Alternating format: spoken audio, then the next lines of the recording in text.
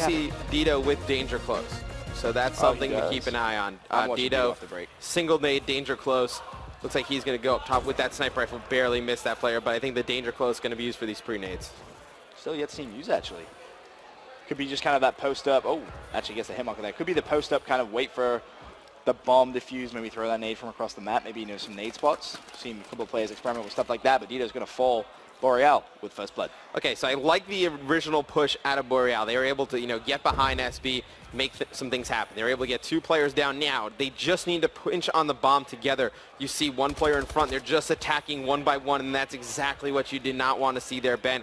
They attacked that bomb site 1-on-1. Neslo was able to pick up a kill. Fizzerp with another, and it looks like they're going to be able to pull this one out, and they do. And that's around that Boreal. They can't afford to give away. They make a really nice play call off the start. They pick up 2 kills, and then they kind of squander that round.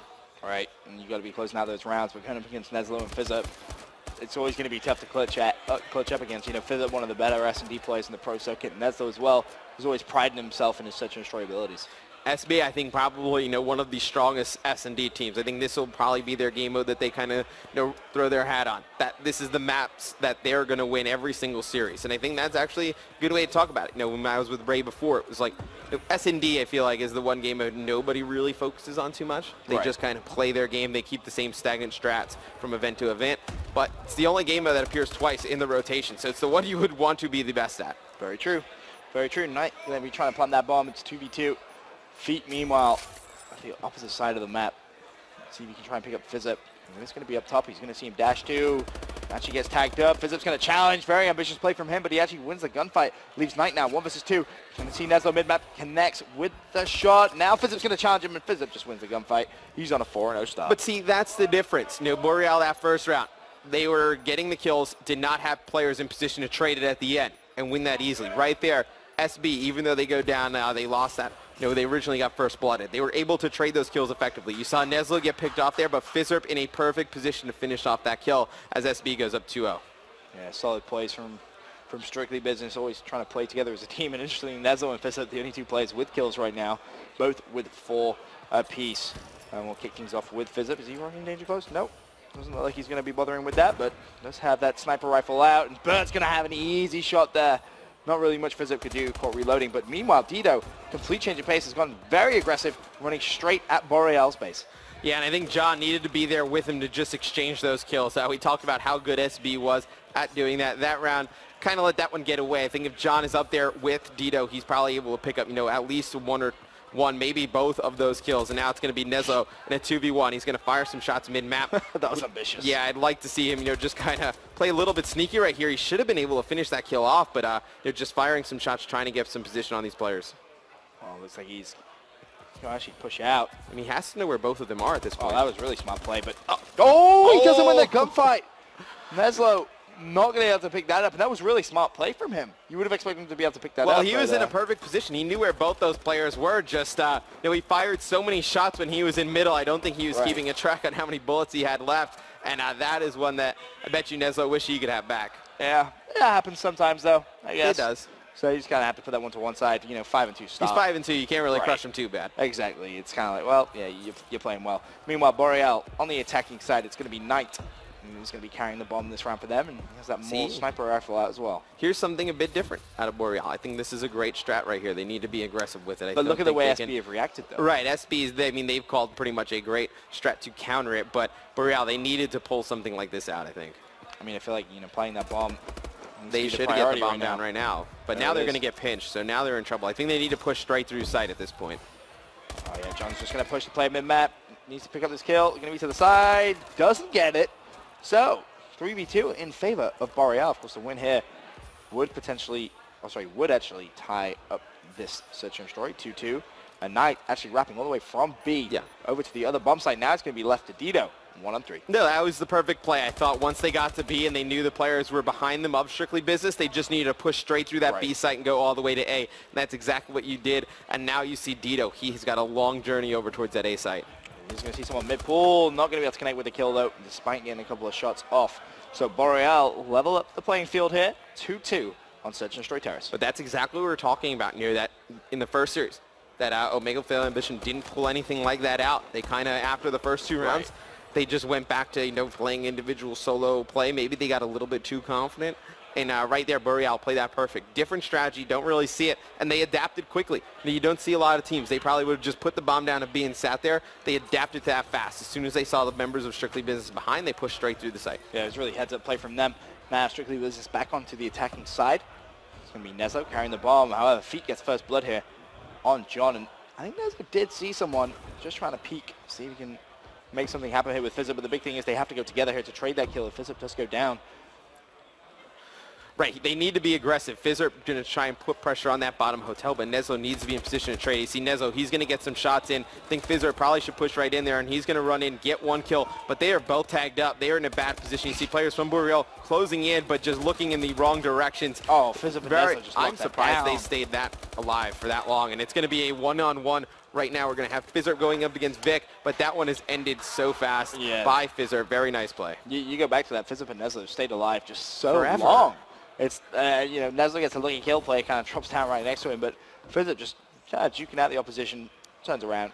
Pretty easy kill there against Vic. If SB is to win this search, though, they're going to need John to pick it up a little bit. 0-5 right now, struggling. Going to need to get him some easy kills. I think when you have a player that's struggling like this in S&D, it's great to maybe try and bait an easy kill out for them just to get them on the board. I know as a player, sometimes you kind of stare at the scoreboard after rounds mount up that you don't have any kills, and it starts to get in your head a little bit. Well, Nezlo being aggressive with that first blood there on Burt. Meanwhile, Knight's gone all the way over to this bomb site, and you kind of see Feet stuck really in his base here. He's going to have to try and push out. Play's going to be mid-map. John to his right, Nezlo to his left. He's going to get challenged by Fizzip. Fizzip picks up the kill. Knight didn't plant that bomb, actually wrapped around a little bit. See if he can get a pick here on Fizzip. Needs to hit it. No, he's missed!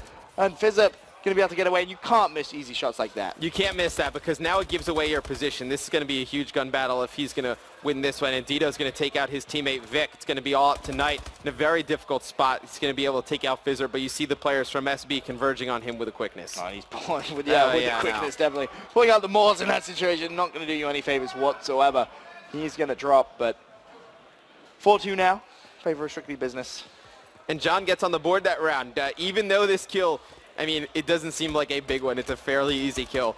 Just to get on the board changes the whole mentality of the game for John. Finally has a little bit of confidence. He's going to see that scoreboard and see the donut.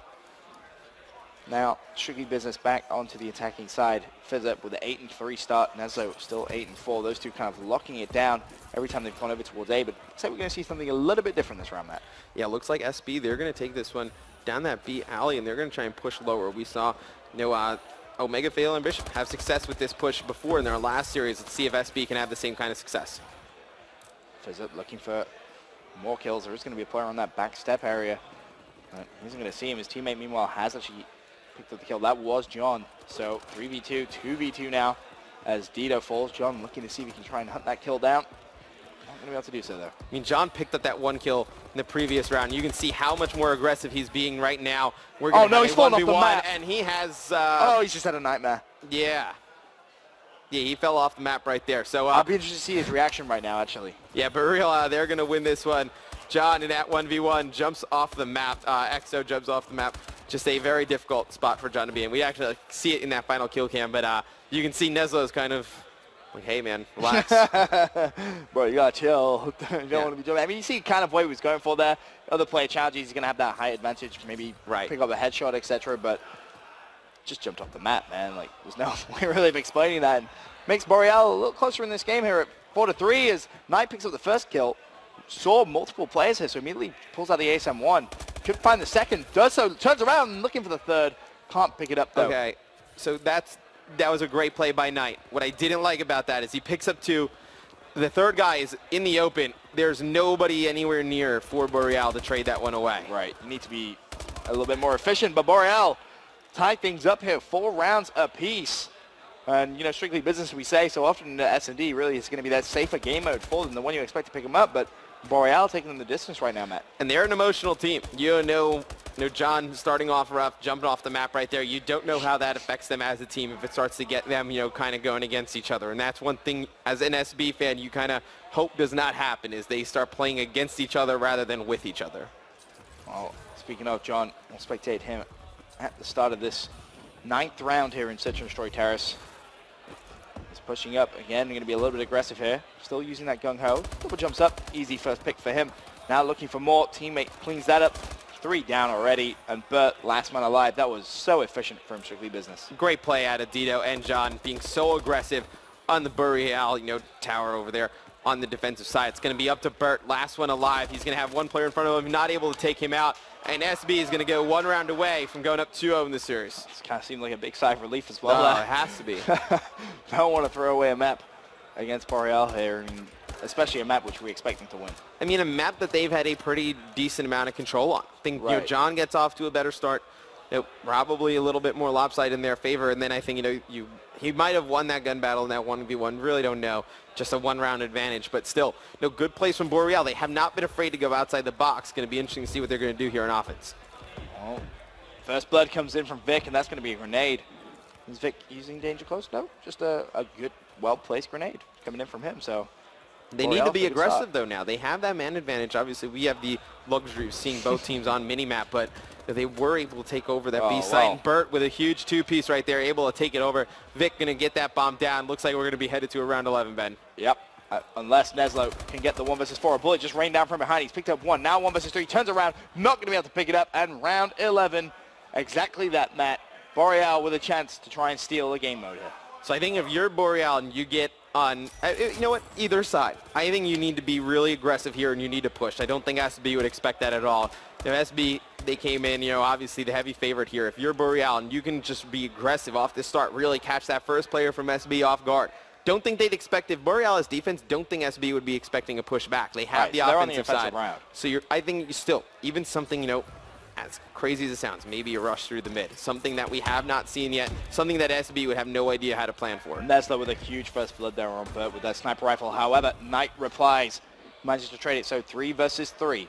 Strictly Business playing a little passive over towards that B site. No one really looking at A. They're kind of expecting the Boreal push to that B bomb site. That's going to be Vic on your screens for Boreal. Well, SB has fallen so far back into their base. You're going to see John with a nice snipe right there on the Vic. And we're going to see, it's going to be Knight. He's going to push down this right-hand side, but say it again. I feel like we've said it a lot in this S&D. The players from Boreal so spread out from each other. Right. You need to be playing together a little bit here. He's going to turn that corner, sees Fizzip. Are you really going to charge out with the sniper rifle? He is. Fizzip can just run at him here and actually pick up an easy kill. Turns around, stays alive somehow. 2 versus 2. They know where Fizzip is. Meanwhile, teammate in a big gunfight. We'll see if John can try and clean that up. Time ticking, 38 seconds left. Still 2v2 in this round 11. Yeah, and I don't think they know where that one player from Boreal went. And that player is going to be Knight. So Knight's the one player. They don't know his location. You can see the way they're playing this on the mini-map where the arrows are. They don't know his location at all. They're just hunting. But you're going to see the players from SB. They're going to be roaming together here. And he's running out of time. 18 seconds left. Going to need to make a decision on what to do. Strictly Business playing that 50-50 over towards A. Are they going to rotate anytime soon? Meanwhile, bomb, of course, is being planted. Now you see that rotation come in. It's going to be John. They just need to take their time here. That's really the most important thing. They can't just have one player get too over anxious and jump in alone. You see the arrows on the minimap. They're moving in together. I like this play from SB. No way. Knight's going to take out one. Can he get the second? No. Fizzer able to win that huge battle right there. And that's going to be SB. That is a crushing loss for Boreal. They were so close. I think they played that round. That last round probably as good as they could have. I think, it would have been nice to see them a little bit closer together, but still has to be able to go huge and to pull that one out. That's a big win from them.